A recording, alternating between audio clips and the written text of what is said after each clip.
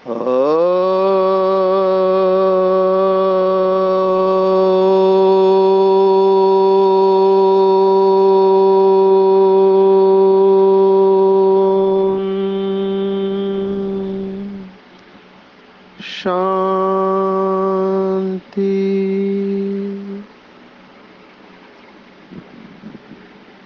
आज 29 दिसंबर 2022 भारत में सद्गुरुवार है। Today is 29th December 2022 and it's Thursday in Bharat. आज की मुरली का जादुई रहस्य स्वयं को प्रेरणा देने के लिए magical secrets of today's Murli for motivating the self.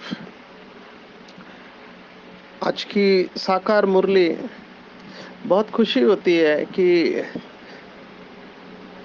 जो पॉइंट हमने कल देखी, कल की साकार मुरली के ऊपर मनन चिंतन करते वक्त एक शब्द शास्त्रों का आया था जिसको कहते हैं हम अपरिग्रह, माना संग्रह करने की वृत्ति का अभाव।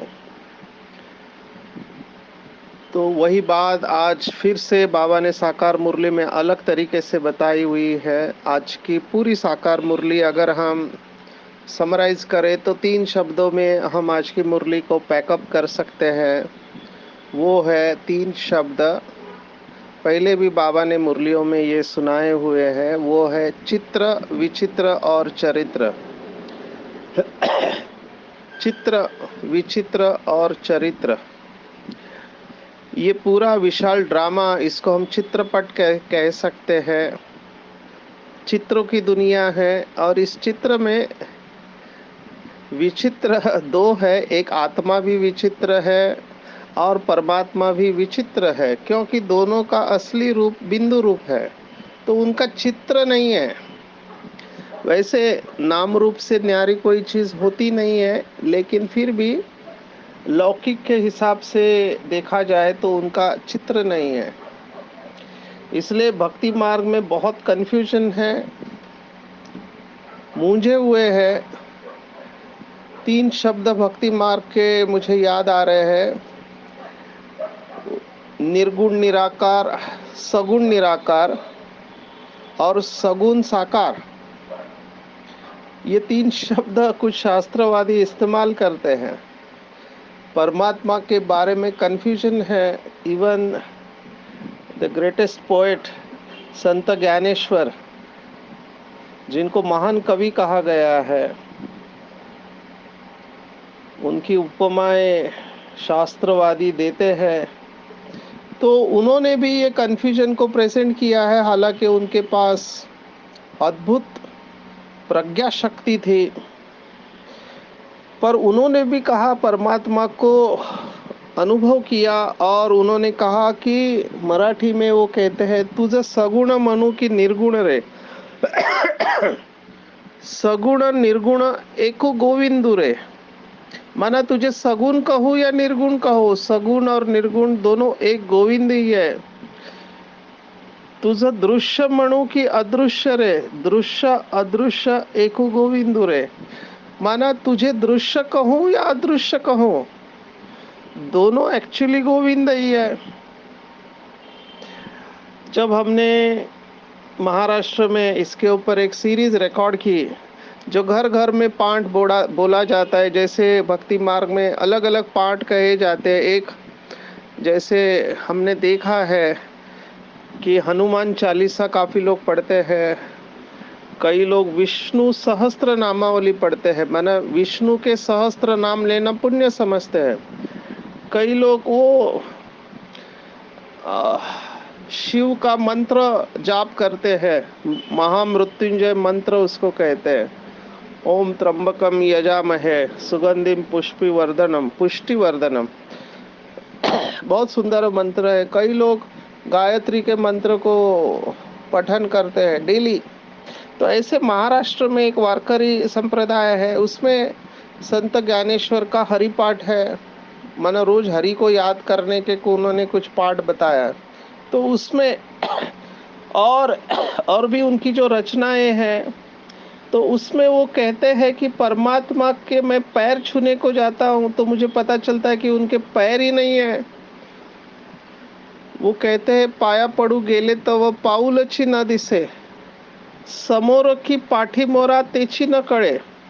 माना मैं परमात्मा को बहुत दिल से छूने जाता हूँ तो पता चलता है कि उसके पैर ही नहीं है, आगे है या पीछे है ये भी पता नहीं चलता है।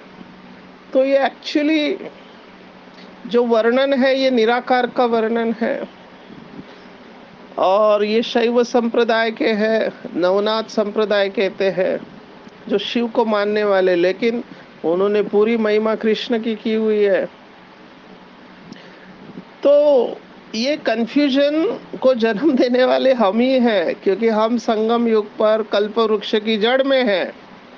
यहाँ हमारी जितनी समझ होगी बुद्धि की, उसी हिसाब से हमारे भक्त लोग पिकअप करेंगे, उनका भी कोई दोष नहीं है। क्योंकि यहाँ पर बाबा के बच्चे ब्रह्मा को देखते हैं, कृष्ण का साक्षात्कार होता है, शिव तो दिखाई नहीं देता है। कुछ लोगों को बिंदी का साक्षात्कार होता है, जैसे हमें बिंदी का काफी साक्षात्कार होता रहता है, अभी भी होता है।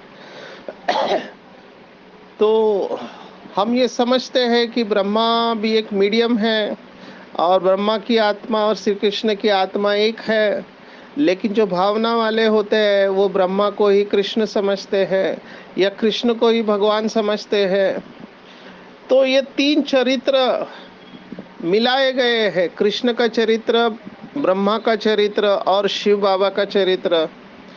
अभी शिव बाबा तो विचित्र है, आत्मा भी विचित्र है, लेकिन ब्रह्मा और कृष्ण को चित्र है, पर चरित्र फेमस है शिव बाबा का। लेकिन उस शिव बाबा के चरित्र को कृष्ण के साथ मिला दिया गया है और ब्रह्मा के साथ मिला दिया गया है। सब कुछ करने वाला तो शिव बाबा है, उसको जादूगर कहते हैं। उसने ऐसी जादूगरी चलाई कि बड़े बड़े घर के माताएं बहनें घर बार छोड़ के आ गए, तो लोगों को लगा ये तो जादू है। तो ये जादू उनको लगा कि ब्रह्मा ने किया है, लेकिन ब्रह्मा ने थोड़ी किया है ये जादू, ये तो हम जानते हैं। लेकिन लोगों के अंदर यही वासना रही कि ये ब्रह्मा अपने आप को कृष्ण समझता है। क्योंकि सभी को तो कृष्ण का साक्षात्कार नहीं होता था। तो जो होता था वो कहते थे, जैसे मैं अभी आपको कहूँ कि परमात्मा ऐसे बिंदी स्वरूप है, मैंने देखा, कौन मानेगा? वो तो मुझे हो रहा है ना, सबको नहीं हो रहा है। अगर आप किसी डॉक्टर को बोलोगे नास्तिक, तो वो बोलेगा इसको हेलुसिनेशंस हो रहा है। हम कहते हैं ये पागल हो गया, इसलिए इसको ऐसे तारे दिखाई देते हैं, तो कोई मानेगा नहीं। तो ऐसे ही जब कृष्ण का साक्षात्कार होता था, ब्रह्मा बाबा को देख के, अभी कराने वाला तो शिव बाबा है, लेकिन लोगों की भावना बैठ गई ब्रह्मा बाबा में। तो बाबा को भी ये बात पता चली, तो बाबा ने बार बार कहा कि ब्रह्मा भी मेरे को याद करता है, ताकि बुद्धि ब्रह्मा बाबा में नहीं जाए। तो आप ये समझ रहे, ये कंफ्यूजन यहाँ पर ही है। और यही कंफ्यूजन अगर हमने क्लियर नहीं किया, तो उसी कंफ्यूजन के साथ हम द्वापर में फिर से ये कंफ्यूजन क्रिएट करने वाले हैं। तो ये कंफ्यूजन तीन शब्दों की वजह से है, एक चित्र, विचित्र और चरित्र। इसलिए मैंने कहा आज की पूरी मुरली ये तीन शब्दों के इर्द गिर्द घूमती है, चित्र, विचित्र और चरित्र। अभी शिव बाबा ने हमको देह बांध से मुक्त कर दिया, और देह को वस्त्र कहा है, देह को वस्त्र कहा है भगवत गीता में। आज भगवत गीता के 4 अध्याय का 2 श्लोक आया हुआ है, एवं परंपरा प्राप्तमिमं राजर्षयो विदुः स काले नेह महता योगो नष्ट परंतपा। हे अर्जुन, परम तपस्वी, ये परंपरा से प्राप्त ये योग को राजर्षियों ने जाना, किंतु उसके बाद यह योग बहुत काल से इस पृथ्वी लोक से लुप्त हो गया। तो बाबा ने ये जो ज्ञान संगम युग पर हमको दिया, ये लुप्त हो गया। आज बाबा ने भगवत गीता को विशेष याद किया। अनेक प्रकार की गीता है, बहुत से भाई बहनों को पता ही नहीं होता है कि 16 प्रकार की गीताएं हैं और उसमें श्रीमद् भगवत गीता एक गीता है जिसमें परमात्मा और अर्जुन का संवाद है। और मैं अभी देख रहा हूँ कि वातावरण गर्म होते जा रहा है। पहले लोग ब्रह्मा कुमारी की तरफ ध्यान नहीं दे रहे थे, लेकिन आजकल मैं देख रहा हूँ जैसे हमारे वीडियोस भगवत गीता के बारे में यूट्यूब पर अपलोड होते जा रहे हैं, एक वायुमंडल बनते जा रहा है। लोगों के पास ये न्यूज़ पहुंच रही है कि परमात्मा निराकार है और ये बात आखिर में सिद्ध होनी ही है। It's only a question of time.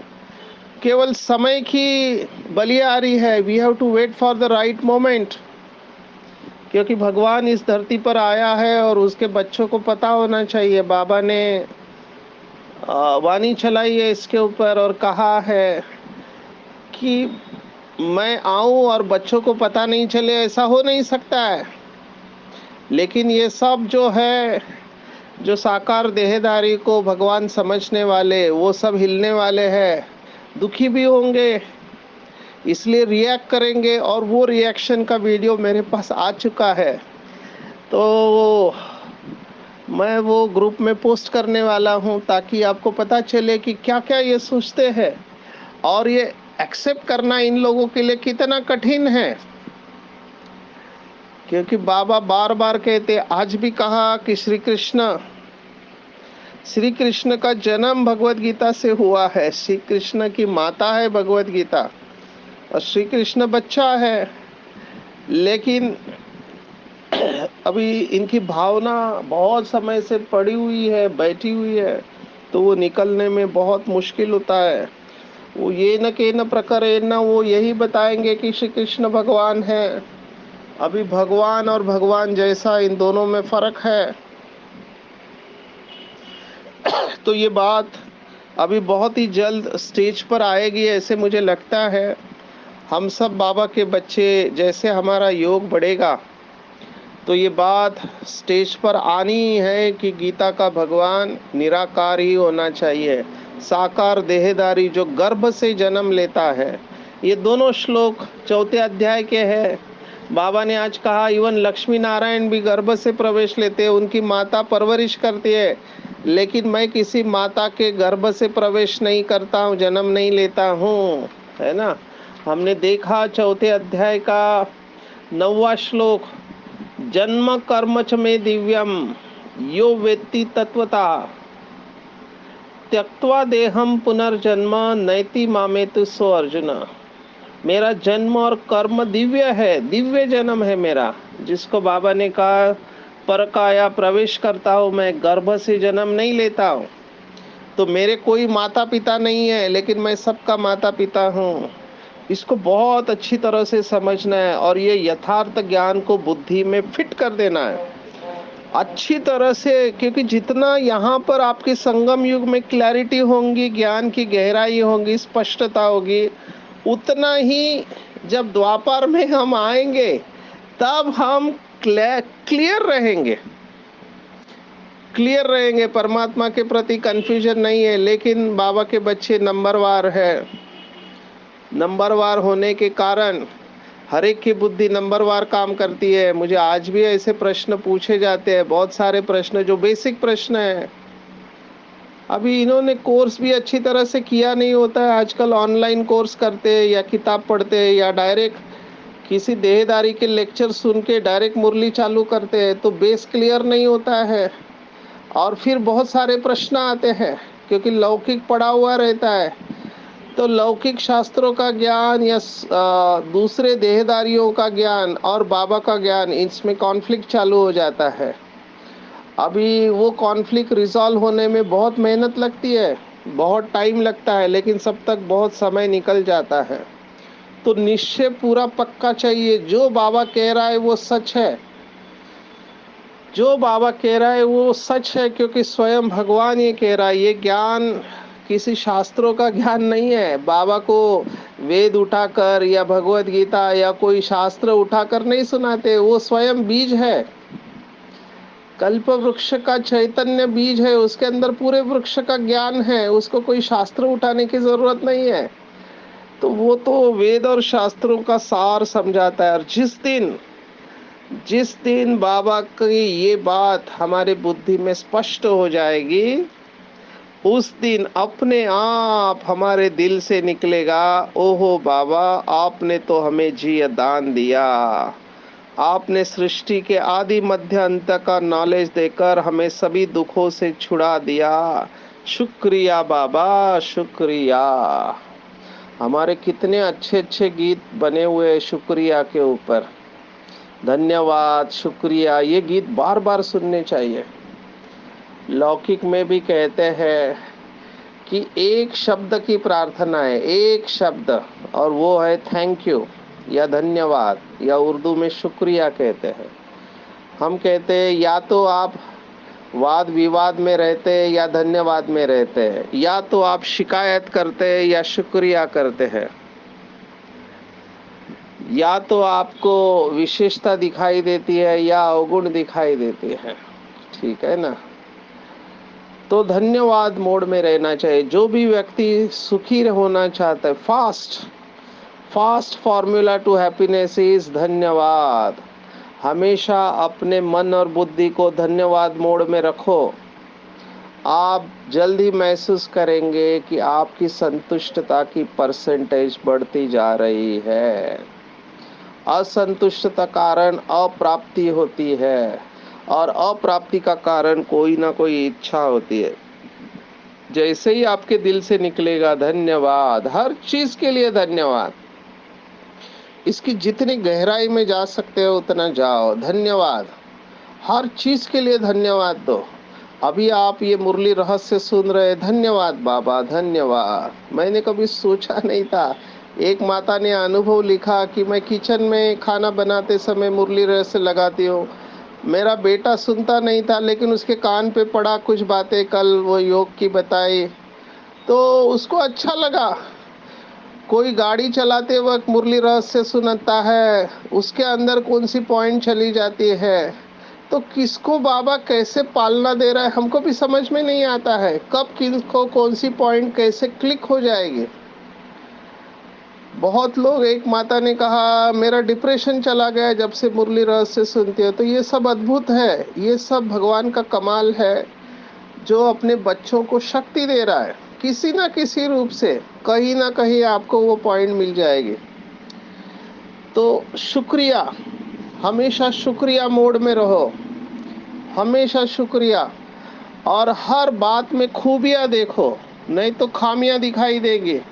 तो ये थोड़े अपोजिट वर्ड है, खूबियाँ या खामियां, शिकायत या शुक्रिया, धन्यवाद या वाद विवाद।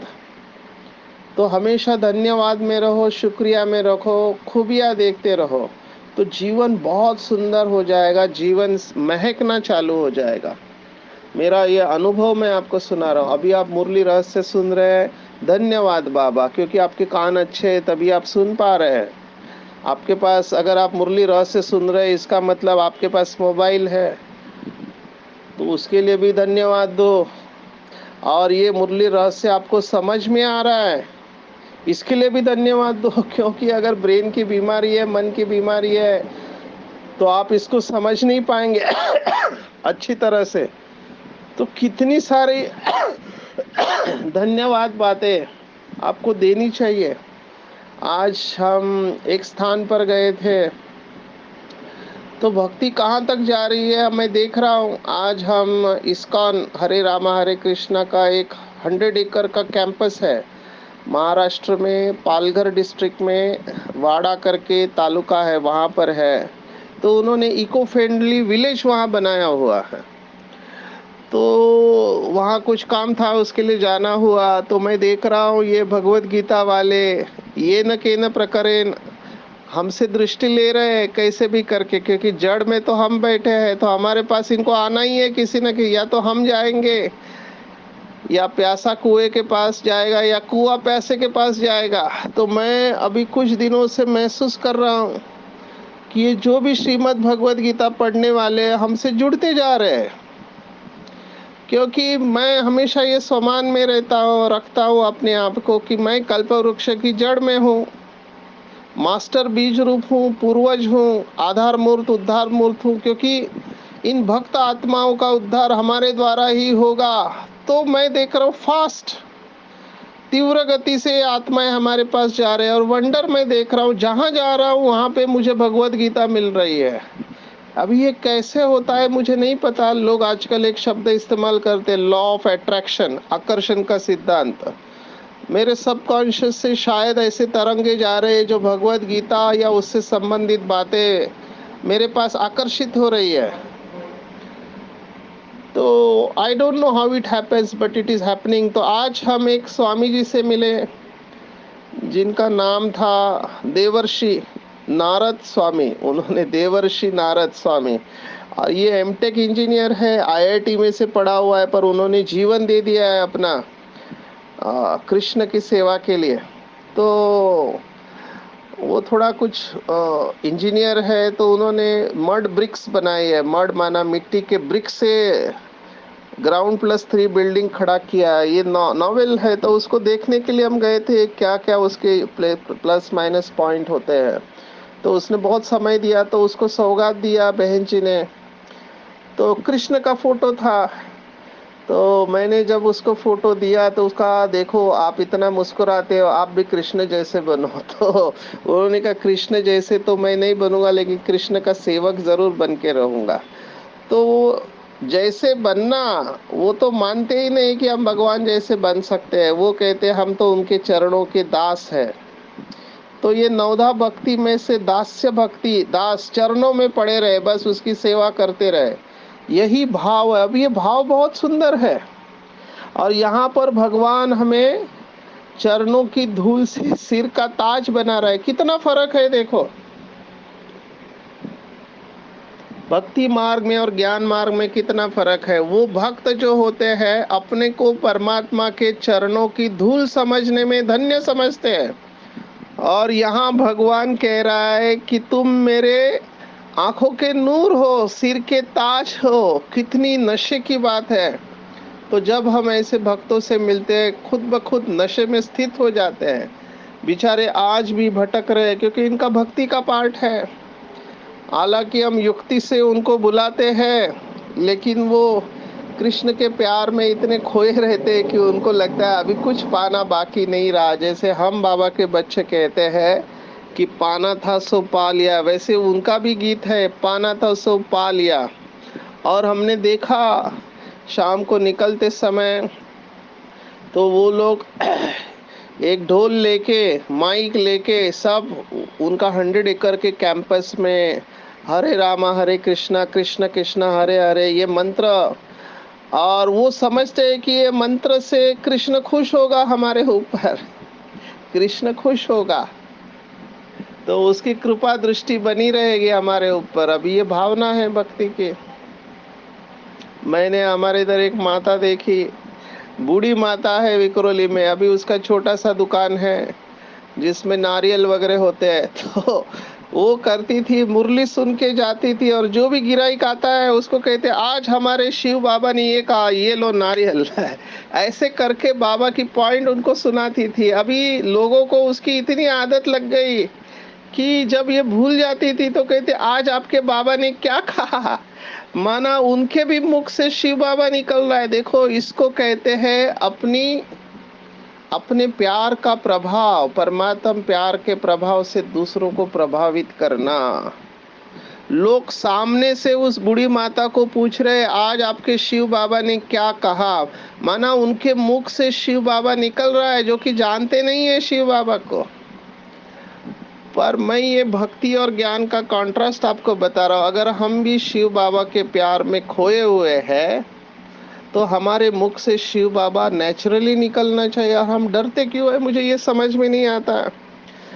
देखो वो जो होते हैं हजारों की सभा में बोलते हैं कि परमात्मा कण कण में, तुम्हारे में मेरे में है, सब जगह पे है, इस कमरे में, माइक में, टेबल में है, और लोग तालियां बजाते रोते हैं कि भगवान सब जगह पे है, मेरे अंदर भी है।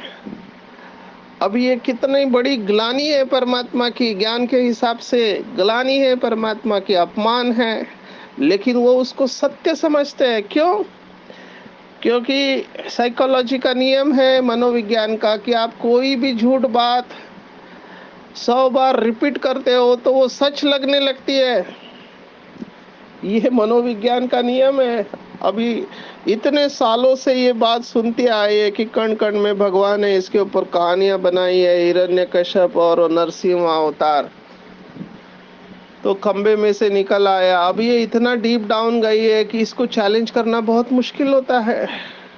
और अगर अभी हम कहे कि नहीं नहीं ये गलत है, परमात्मा तो परम धाम निवासी है, वो बिंदु है, वो नाम रूप से न्यारा नहीं है, वो परम धाम में रहता है और केवल वो संगम युग आता है, हर युग में नहीं आता है, तो it will be difficult for them to accept this. तो मैं हमेशा ये कहता हूँ कि मैं अभी सीधा ओपनली, क्योंकि कब तक हम इनडायरेक्टली बोलते रहेंगे। जरूर सामने स्थान, समय, स्थिति, व्यक्ति, परिस्थिति देखते हुए ज्ञान देना, ये शिव बाबा की श्रीमत है। लेकिन हम डरे नहीं सत्य ज्ञान देते समय। मुझे यही लगता है, मुझे बहुत वंडर लगता है, हमारे डॉक्टर अशोक मेहता सीधा सभा में डायरेक्ट मुरली के ऊपर बोल देते हैं। तो हम पहले सोचते थे कि ये कैसे सीधा बोल देते हैं, क्योंकि हमको कॉन्शियस होते थे, लेकिन ये सीधा बोल देते। मुझे लगता है ये तरीका सबसे अच्छा है। हम क्यों डरे? जब हमारे पास सत्य ज्ञान है तो हम डरे क्यों? सामने वाले को कैसा लगेगा? वो अगर इतनी बड़ी झूठ बाबा का अपमान करते हैं कण कण में बोलकर, तो हम अपने पिता का अपमान होने कैसे देते हैं? पर हमारे अंदर ही वो धारणा नहीं होती है, वो प्यार नहीं होता है जिस प्यार में हम सामने वाले को, जैसे इस माता के प्यार से वो सामने वाले घायल हो गए, उनका भी शिव बाबा से प्यार हो गया, क्योंकि इस माता का दिल साफ है, अंदर बाहर एकदम क्लीन है, तो उसका तीर लगता है। अगर हम दिमाग से सब बोलेंगे तो दिमाग का तीर नहीं लगेगा, तीर दिल का लगेगा, पर उसके लिए अंदर बाहर एक चाहिए, बिल्कुल प्यूरिटी चाहिए, और बाबा से उतना प्यार चाहिए। तो जितना हम बाबा के प्यार में खोए हुए रहेंगे, मुझे ऐसा लगता है कि हम दूसरों को भी बाबा के प्यार में नहला सकते हैं। तो ये भक्ति की बात आज आई थी, इसलिए मैंने कहा। और बाबा ने कहा अंतिम समय, शरीर छोड़ते समय, कल की बात, अगर लोभ होगा, कोई चीज एक्स्ट्रा होगी, 2-4 जूते होंगे, कपड़े होंगे या पैसे होंगे, तो लास्ट में वो याद आएगा। तो इससे भी संभाल के रहना है, निस्वार्थ भावना होनी चाहिए। मुझे एक पॉइंट बहुत अच्छी लगती है, उसको बोल के हम फिनिश करते हैं। बाबा ने कहा था प्रसन्न रहना है तो 2 धारणाएं, निर्दोष दृष्टि और निस्वार्थ भावना। क्योंकि जहाँ स्वार्थ है वहाँ दुख होगा, जहाँ निस्वार्थ भावना है, निर्दोष दृष्टि है, किसी का कोई दोष नहीं है, ड्रामा एक्यूरेट है, कल्याणकारी है, और हर आत्मा अपने संस्कारों के वश है, और मुझे कुछ नहीं चाहिए। जब ये 2 बातें होगी तो प्रसन्नता नेचुरली होगी। तो आज बाबा ने इसी को कहा है कि ब्राह्मण जीवन का आधार याद और सेवा है। अगर ये आधार कमजोर है तो ब्राह्मण जीवन कभी खुशी कभी गम वाली होगी, कभी चलेगा कभी ढीला होगा। जब कोई साथ मिलेगा, सहयोग मिलेगा, सरकमस्टेंस मिलेंगे तो चलेंगे, नहीं तो ढीले हो जाएंगे। तो सपोर्ट, धक्का स्टार्ट गाड़ी होगी, अपने आप नहीं चलेगी। जबकि स्पिरिचुअलिटी में जैसे हम आगे जाते हैं, ऑटो पायलट मोड पे जाते हैं, अपने आप चलता रहना, अपने आप डिटैच होना चाहिए चलते फिरते। इसलिए याद और सेवा दोनों में तीव्र गति चाहिए, और उसके लिए निस्वार्थ सेवा और याद होगी तो बाबा ने कहा माया जीत सहज बन जाएगी, और हर कर्म में विजय खुद को भी महसूस होगा और भी इसे स्वीकार करेंगे। और ऐसे बाबा के बच्चे जो सर्व शक्तियों से संपन्न है, उन्हीं का टाइटल है विघ्न विनाशक। तो हमको आज बाबा ने कहा डबल अहिंसक बनना है, न स्थूल हिंसा न काम कटारी की हिंसा, किसी को भी दुख नहीं देना है। सिंपल है, दुख देने वाले दुखी होकर मरेंगे। संपूर्ण नष्ट मोह, किसी में भी रग नहीं जानी चाहिए, और बार बार इसका अभ्यास करना है, जो पिछले 2-3 दिन से आ रहा है कि एक बाप दूसरा न कोई, कोई कितना भी धनवान हो, गुणवान हो, सुंदर हो, आकर्षित नहीं होना है। जिस्म को याद नहीं करना है, चित्र को याद नहीं करना है, लेकिन विचित्र बाप को याद करना है। तभी हमारे पाप कर्म भस्म होंगे और हम बाप समान संपन्न और संपूर्ण बन जाएंगे। तो पूरा आज दिन भर शुक्रिया मोड में रहना है, धन्यवाद मोड में रहना है, खूबियाँ देखनी है, तो हमारी अवस्था बहुत ही श्रेष्ठ हो जाएगी। बाबा को दिल से धन्यवाद बाबा, जो आपने मुझे इस सेवा के लिए चुना। मैं भगवान की श्रेष्ठ रचना हूँ, डायरेक्ट ईश्वरीय संतान हूँ, इस नशे में लेकर जाएंगे। अच्छा, ओम शांति।